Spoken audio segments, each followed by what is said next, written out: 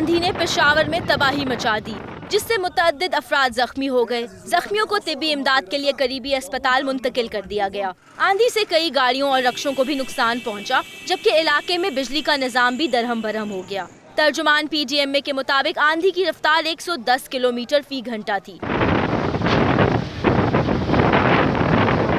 वाज़ेह रहे कि गुज़िश्ता दिनों रावलपिंडी और इस्लामाबाद समेत पेशावर के मुख्तलिफ इलाकों में आंधी और तूफानी बारिश के बाइस हादसात के नतीजे में 13 अफराद जाँ बहक और मुतअद्दिद जख्मी हो गए थे।